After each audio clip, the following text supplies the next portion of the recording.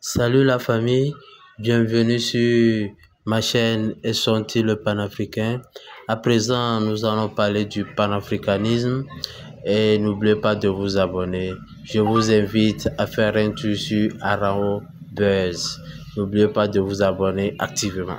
Du Togo et du Bénin, des mandats d'arrêt émis contre 4 Béninois dans l'affaire Humvi. Alors, c'est une affaire qui a éclaté depuis le début de ce mois d'août, ou peut-être la mi-août, où cet activiste anti-système, si je puis me le permettre, qui se retrouve au Togo, anti-présidence béninoise, si je puis être plus clair, a été porté disparu. Il avait disparu des circuits depuis un bon moment. Entre-temps, on a retrouvé ses traces au Bénin où il a été présenté au procureur. Il a été enlevé donc au Togo. Et le Togo, depuis là, n'avait pas eu de position officielle ou n'avait pas donné d'explication sur la situation. Mais ce week-end, la déclaration du procureur général revient à situer l'opinion dans les faits de façon ramassée. Il s'agit donc d'un enlèvement des éléments venus du Bénin qui auraient planifié leur coup depuis un bon moment. Ils seraient en complicité avec 2 personnes sur le sol togolais, une coiffeuse et un étudiant qui se fait passer pour Zémidian, auprès duquel d'ailleurs on aurait retrouvé une menotte. Lui, il est de nationalité togolaise, la dame coiffeuse est de nationalité béninoise, et 4 autres personnes venues du Bénin, c'est eux qui ont mené en tout cas réellement l'opération pour enlever ce monsieur surnommé frère Humvi, et il aurait donc amené au-delà de la frontière togolaise pour qu'il se retrouve dans son pays d'origine, le Bénin. L'affaire a défrayé la chronique. Des organisations des droits de l'homme, des OSC ont également réagi de part et d'autre. L'on s'interroge sur les réelles circonstances de cette arrestation. Le Togo vient de donner sa version. Dans donc cette explication des faits, le procureur a annoncé l'émission de mandat d'arrêt contre les 4 Béninois. Salut à tous. Aujourd'hui, je vais me prononcer enfin sur le frère Humvi. J'espère que vous connaissez tous le frère Humvi. C'est un activiste opposant béninois qui a été kidnappé ici à Lomé. Je pense que ça va faire quelques jours déjà. Ça a fait quelques jours déjà. Et bon, et ce dernier s'appelle Steve Amoussou.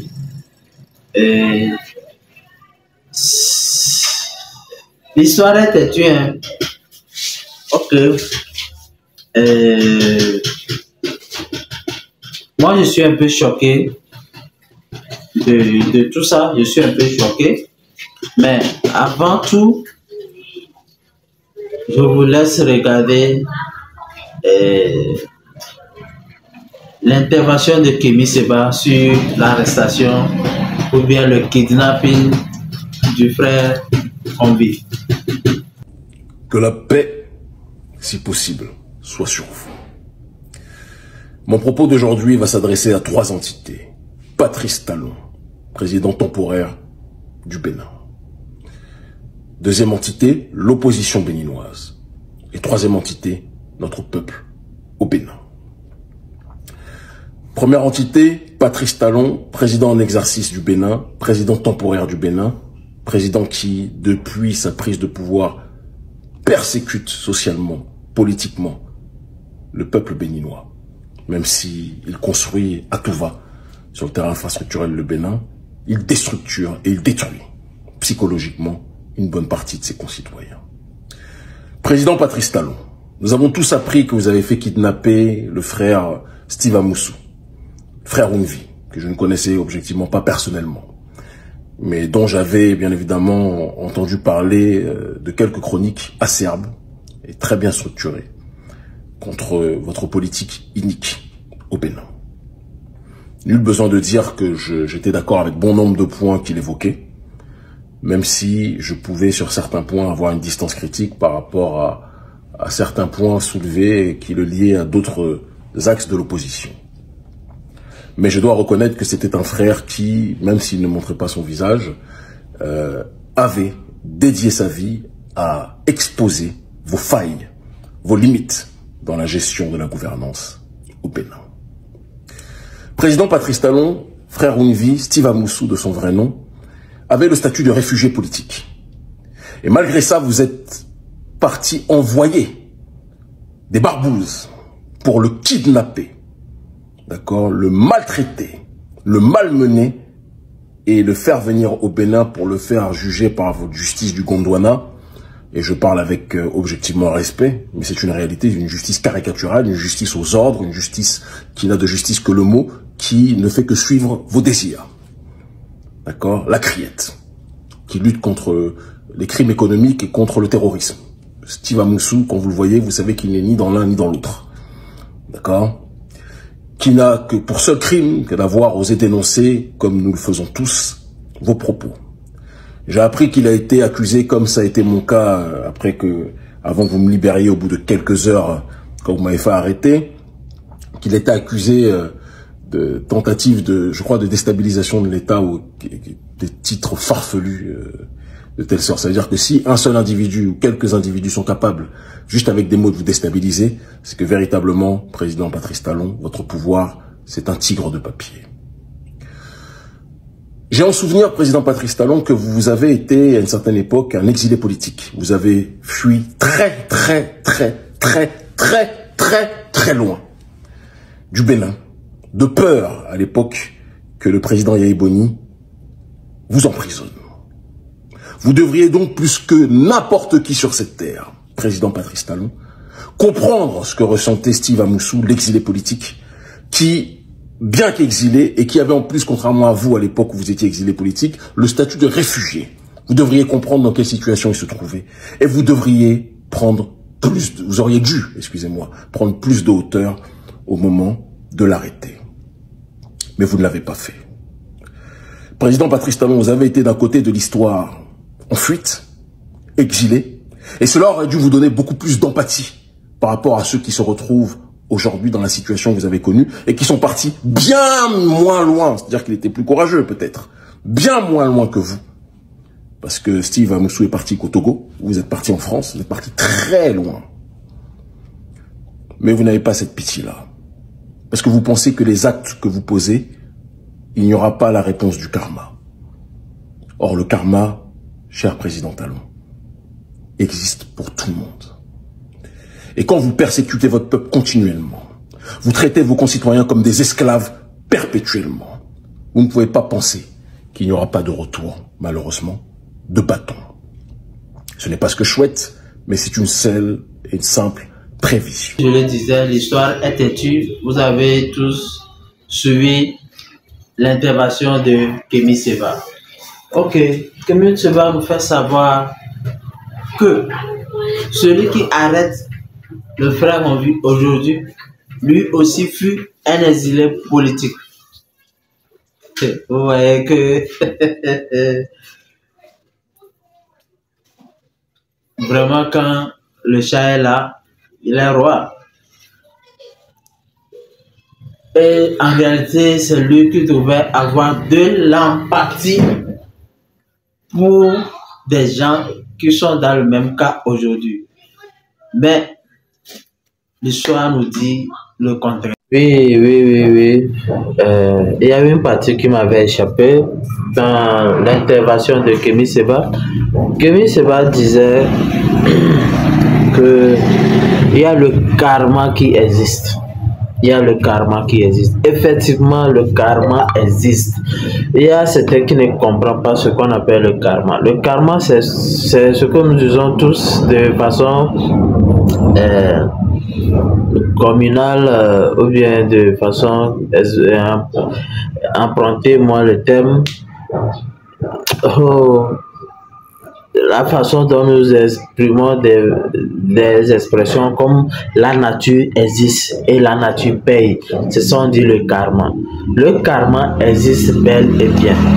Donc, quand tu fais du mal aujourd'hui à ton prochain, attends-toi au retour. Ça va t'arriver. Quand tu fais du bien, le bien aussi, tu vas récolter aussi le bien. Donc, c'est dans ça, on dit qui sème le vent récolte la tempête, qui sème le mal récolte le mal, qui sème le bien récolte le bien, un bienfait n'est jamais perdu. Oui, donc à tous ceux qui font du mal, quand tu veux poser un acte aujourd'hui, il faut réfléchir, il faut penser à demain. Voilà même mon nom est Sonti. Voilà le pourquoi j'ai pris le nom Esonti. Esonti, ça veut dire quoi? À cause de demain. À cause de demain, tout ce que nous allons faire aujourd'hui, on n'a qu'à penser à demain. Nous avons des femmes, des enfants, des petits frères, des cousins. On ne sait pas ce qui va se passer demain. Quand toi, tu ne fais pas du bien aujourd'hui, demain, ton enfant va grandir. On va dire, ah, ton papa, attention, c'était un méchant, il faisait ceci, ceci. On n'aura pas de pitié pour toi. Donc, c'est à peu près ça. Donc, soyons raisonnables et faisons des choses telles qu'il le faut. Je vous ai dit ici, j'ai fait une vidéo ici pour vous dire que ce monsieur prépare son 3e mandat. Les Béninois vont jeter la pierre dans les commentaires. Les Béninois vont jeter la pierre dans les commentaires. Ok, vous voyez, quelqu'un va me dire, est-ce que arrêter, voilà, ça veut dire que, ok. Maintenant, je vous ai également parlé de cette guerre froide qui existe entre le Togo et le Bénin. Écoutons. Vous connaissez cette dame-là qu'on appelle Rekia Madougou? Oui, c'est à cause de cette Rekia Madougou-là. C'est tout le problème. Sinon, ça allait bien entre le Togo et le Bénin avant l'arrivée de Patrice Talon. Même au début, bon, ça frotte un peu. Maintenant, qu'est-ce qui s'est passé? Rekia Madougou est une Béninoise qui a travaillé sous Yahi Boni. Et c'est, vous savez bien que Yahi Boni et notre président, ce sont des amis. En dehors, c'est lors des entretiens, visites Bénin, Togo, quoi là. Et c'est là-bas que notre président, Faure Gnassingbé, est devenu ami avec Rekia Madougou. Donc Rekia Madougou, après être ministre sous Yahi Boni, est devenue conseillère à la présidence ici au Togo. Donc elle a embrassé des milliards. Maintenant, après avoir embrassé des milliards, elle est partie maintenant dans son pays. Elle veut devenir présidente. Elle veut déposer sa candidature. Il faut créer son parti, oui, son parti politique. Voilà que, vu la situation, le président Patrice Talon l'a ramassé et l'a enfermé 20 ans de prison ferme. Ok. Donc, on apprend que ce dernier a été enlevé ici au Togo. Et subitement, le Togo se saisit de l'affaire.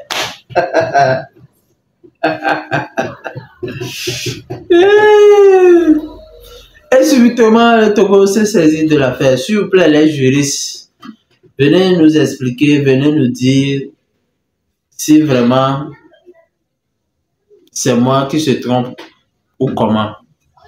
Et que c'est faisable. D'accord? Le fait d'enlever ce dernier dans un état, est-ce que paraît-il que c'est un réfugié politique qui est venu se réfugier ici au Togo? Premièrement, il faut relever que le frère Onvi n'a pas eu un statut de réfugié au Togo. Ok. Et l'État togolais lance un mandat d'arrêt international contre 4 contre 4 Béninois. Est-ce que vous voyez le rapport, les dessous? Vous avez suivi la vidéo que j'avais faite sur la crise qui frotte entre le Togo et le Bénin. Il s'agit de cette dame-là en question. Donc, à cause de cette dame, Patrice Talon ne peut pas quitter le pouvoir. Il va briguer un 3e mandat. Soit celui qui va arriver sera un pion pur et simple de Patrice Talon. Ça, je vous l'avoue, encore les Béninois. Il sera difficile que Patrice Talon parte et les démocrates arrivent au pouvoir. Il sera difficile. D'accord. Maintenant, à cause de cette dame, le Togo n'a pas hésité quand il s'agissait d'ouvrir la porte aux Nigériens, d'ouvrir notre port aux Nigériens. Le Togo s'est subitement jeté dans les bras des Nigériens pour pouvoir punir le Bénin, ou bien pour pouvoir punir Patrice Talon. Aujourd'hui, on apprend encore que le Bénin vient enlever un des leurs au Togo. Et subitement, le Togo lance un mandat d'arrêt. Et pensez-vous que cette guerre froide, va se terminer aujourd'hui, va se terminer comme ça? En tout cas, on est là. Bon, ces 4 éléments-là, s'il vous plaît, ne vous rendez pas dans les pays de l'AES. Parce que les pays de l'AES, on nous a déjà dit que le Togo est membre fondateur. Oh, c'est encore révélation ça. Donc si vous vous rendez là-bas, vous savez que votre pays et les pays de l'AES, ça ne colle pas. Alors que ça colle avec le Togo. Mandat d'arrêt international. On va vous prendre comme vous avez pu faire pour venir prendre des gens ici là. Donc, vous voyez, moi, dans tout ça, maintenant je vais donner mon avis. Dans tout ça, ce qui me cœur est que, à peine 2-3 jours, les enquêtes ont permis d'arrêter 2 personnes déjà qui ont donné les informations. Mais dans ce pays, il y a des attaques. On arrête, on cambriole les gens, on emporte des millions, parfois même au centre-ville. Mais pour enquêter sur ces cas, on n'a jamais eu de résultat. Le terrorisme est venu frapper. On n'a pas de solution. Mais un pays voisin dans lequel on est dans une guerre froide, à peine 2-3 jours, les enquêtes ont porté leurs fruits. Les amis, en tout cas, qu'en pensez-vous? Réagissez dans les commentaires, abonnez-vous, on fait ça, ciao ciao. La bonne nouvelle, c'est pour bientôt. La lutte panafricaine, je vous dis que la lutte, c'est maintenant. D'accord?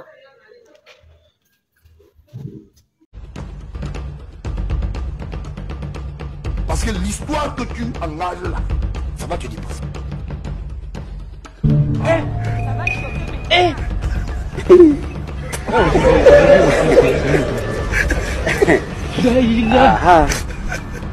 Le monde part en couille. J'ai du mal à imaginer ça de ce truc. Somebody to be that. Dissolve! Dissolve! Dissolve! Dissolve! Dissolve! Hold this man in the first place. Le lundi 12 août 2024, aux environs de 21h, M. Steve Abonsou, de nationalité béninoise, a été enlevé à Lomé au quartier Adidogomé et conduit vers une destination inconnue par des individus non identifiés. En effet, alors que le susnommé, établi au Togo depuis plusieurs années, est sorti de l'immeuble où il habitait pour une course, il a été appréhendé non loin de là par 4 individus qui visiblement y étaient en affût. De force, ces individus l'ont embarqué dans un véhicule d'immatriculation béninoise puis ont roulé en direction de la frontière togolaise du côté est. Les autorités policières togolaises ayant été avisées ont aussitôt lancé des recherches qui n'ont pas permis de retrouver les ravisseurs et leurs victimes. Afin de comprendre les circonstances exactes de cet acte, une enquête judiciaire conduite par le service central de recherche et d'investigation criminelle a été ouverte. Des premiers éléments recueillis de cette enquête, il est apparu que l'acte dont il s'agit a été l'œuvre de 4 personnes de nationalité béninoise, aidées par 2 autres personnes, dont l'une de nationalité béninoise et l'autre de nationalité togolaise. Sur les 4 acteurs principaux de nationalité béninoise, 3 ont été identifiés ainsi qu'il suit. Nyadao Jimmy, athlète des arts martiaux, Miss MMA et coach au Hevieso MMA, 6 à La Haye, vivent à Cotonou. Wanilo Médégan, directeur général de l'Agence nationale de la sécurité des systèmes d'information et athlète du MMA. Gbagidi Todedokpo, Juan Géraude alias Jojo, membre du staff et manager de l'artiste béninois Vano Baby.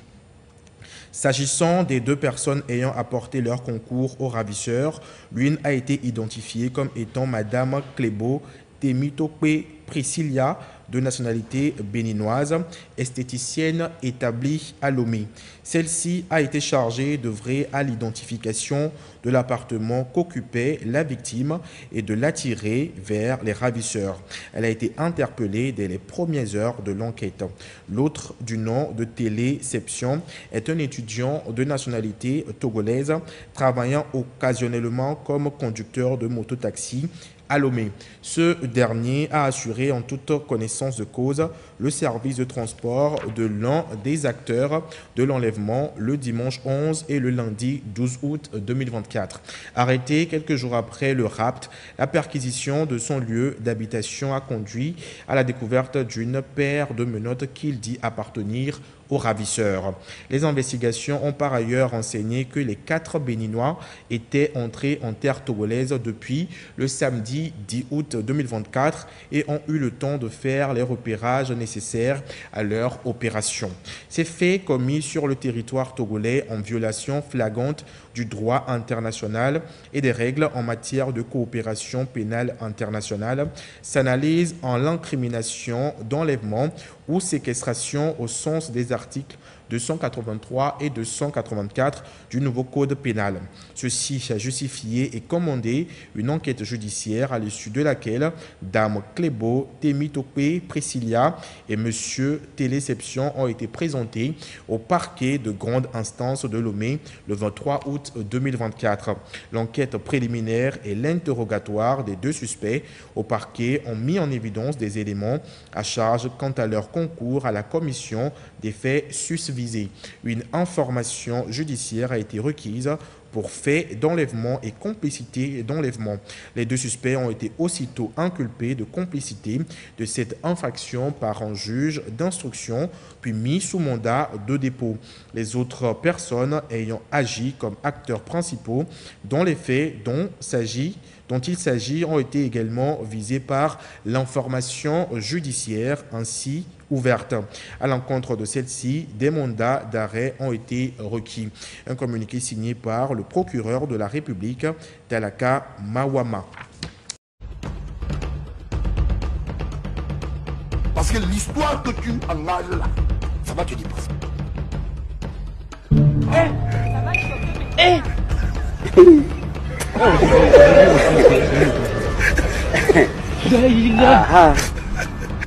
Le monde part en couille. J'ai du mal à imaginer ça de ces trucs. Hein? No be juju be that. Jesus!